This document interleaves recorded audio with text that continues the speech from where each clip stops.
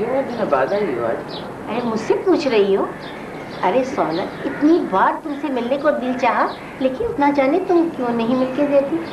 क्या बताऊं, इतना काम होता है, इतना काम होता है कि मैं तुम्हें बता नहीं सकती, पल भर की फुर्सत नहीं मिलती। अब तो मैं सोच रही हूँ कि नौकर रख लूं, बल्कि तो मेरे पास तो दो नौकर के रखने की गुंजाइश है। हाँ भाई, अब क्यों नहीं, एक दो क्यों कह रही हो, 2-4 नौकर रखोगी, रुपए पैसे का अंबार जो लगा हुआ है। हाँ, बस मेरे बुजुर्ग की दुआ है बस। सिर्फ बुजुर्ग? मैंने तो सुना है कि सोने का मटका भी हाथ आया है। भाई हमारे लिए भी दुआ करा दो बुजुर्ग साहब से। हाँ वो तो ठीक है, लेकिन ये सोने के मटके वाली बात मेरी समझ में नहीं आई। पूरे मोहल्ले में ये बात फैली हुई है कि तुम्हारे हाथ सोने का मटका लगा है। बड़े खुशनसीब हो भाई तुम लोग। सौलत, मैं ये कह रही थी, मेरी बेटी नसरीन को तो तुमने देखा है, बहुत सुगड़ बच्ची है, फर फर काम करती है। पूरे मोहल्ले में मेरी बेटी जैसी कोई नहीं है, तुम लोगों की बहुत खिदमत करेगी। हाँ ठीक है, अगर तुम अपनी लड़की से नौकरी कराना चाहती हो तो भेज दो मुझे, कोई ना कोई तो नौकर रखना है, उसको रख लूंगी। मुलाजमत? क्यों? मैं तो रिश्ते की बात कर रही थी। रिश्ते की बात? दिमाग खराब हो गया तुम्हारा? अरे बड़े बड़े घरानों की नजर मेरे घर पर है, मैं तो वहां भी रिश्ता ना करूं। वैसे अभी हम सोच रहे हैं कि ये मोहल्ला छोड़कर ना डिफेंस में चले जाएं। तो क्या बुजुर्ग भी साथ जाएंगे? हाँ, वो भी हमारे साथ जाएंगे क्योंकि उनका ताल्लुक हमारे साथ है। अच्छा मैं चलती हूँ। ठीक। बढ़िया ही रिश्ता कराने वाली, अपनी औकात देखिए।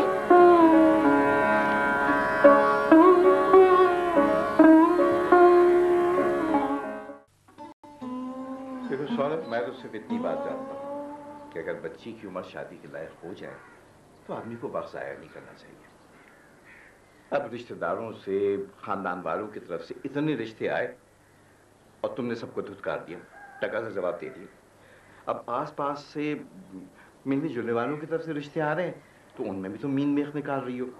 किसी के मुताबिक कहती हो कि उसका ख़ानदान अच्छा नहीं है, किसी के लिए कहती हो वो इतना पढ़ा लिखा नहीं है, तो किसी की शक्ल अच्छी नहीं होती है, तो कोई गरीब निकल आता है। अगर तुम इसी तरह से सबको इनकार करती रही तो खुदा न खास्ता तुम देख लेना बच्ची सारी ज़िंदगी घर में पड़ी रहेगी। देखिए, आप जितना उम्र की मेरी बच्ची को समझ रहे हैं ना, इतनी उम्र की नहीं है वो, लेकिन फिर भी अगर आप शादी कराना चाहते हैं तो मैं इन लोगों को फ़ोन कर दूंगी। वो तो कितनी दफ़ा कह चुके हैं आने के लिए। किन लोगों की बात कर रही हो? आपको पता तो है, बताया था मैंने। अरे बताया था तो कुछ ज़रूरी कि मुझे याद रहे? मेरे जहन में हज़ार किस्म की उलझने और परेशानियां लगी हुई हैं, मुझे नहीं याद है। अगर दोबारा बता दोगे तो क्या हर्ज है उसमें? बख्तावर शाह की बेगम आशा ने रिफत के लिए बात की है मुझसे। बख्तावर शाह? हाँ, बहुत बड़ा सरकारी अफसर है, बहुत इज्जत है उसकी। और सबसे अहम बात तो यह है कि जिस लड़के का रिश्ता रिफत के लिए आया है ना, वो लंदन में बहुत बड़ा बिजनेस करता है। आप बताओ, एक बड़ी फैमिलीदारी होगी तो हमारी कितनी इज्जत होगी। और ये रिश्ता पता किस तरह हुआ है? मेरी और आयशा की दोस्ती की वजह से। शरत, आपका दिमाग खराब हो गया। क्या मतलब है? तुम जिन लोगों का जिक्र कर रही हो ना, वो बहुत बड़ी फैमिली है, ऊंचा खानदान है, विलायत में रहते हैं तो जाहिर है कि बहुत आज़ाद ख्याल भी होंगे। वो लोग हम जैसे छोटे घराने में अपना रिश्ता क्यों करेंगे? हैं? यकीनन तुम जबरदस्ती अपनी बच्ची को उनकी झोली में डाल रही हो। देखिए, अब हमारी भी हैसियत कम नहीं है, हमारे पास भी पैसा है। अब इंसान को अपनी हैसियत नहीं भूलनी चाहिए। ये ऊंची उड़ान जो है ना, इंसान को कमजोर बना देती है। आदमी को चादर देख के पैर फैलाना चाहिए।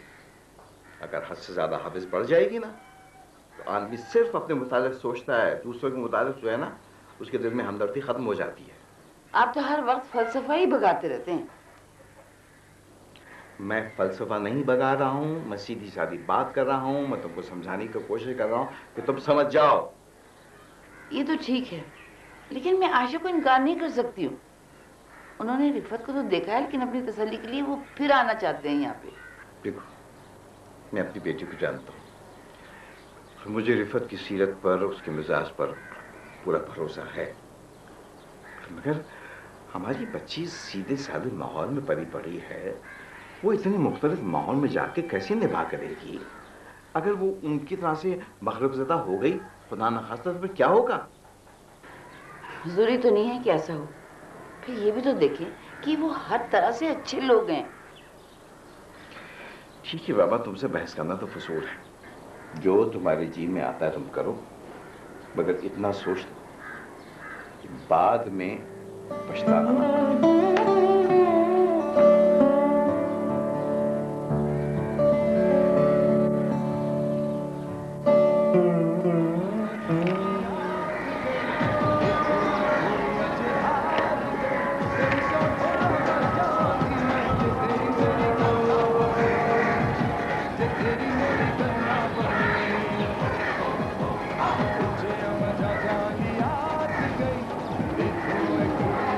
ہو رہی ماں سے وقت ہو جا رہا ہے، اس کے وقت بھی پتہ نہیں کون لوگ جو اتنی زور سے ٹیپ ریکارڈر بجا رہے ہیں،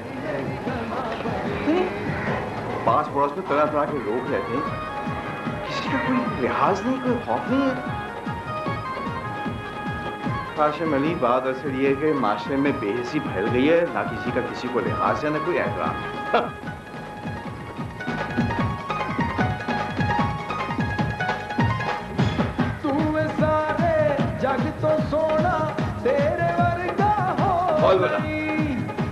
یہ تماشا تو میرے گھر میں ہی ہو رہا ہے۔ سہیل، حیدر، کدھر ہو تم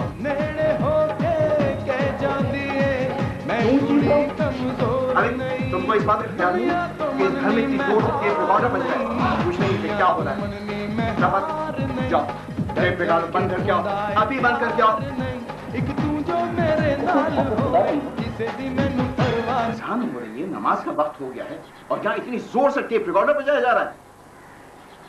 لوگ پاس پڑوس کا تو خیال کرو، لوگ کیا کہیں گے کہ کس قسم کے بد اخلاق لوگ آ گئے۔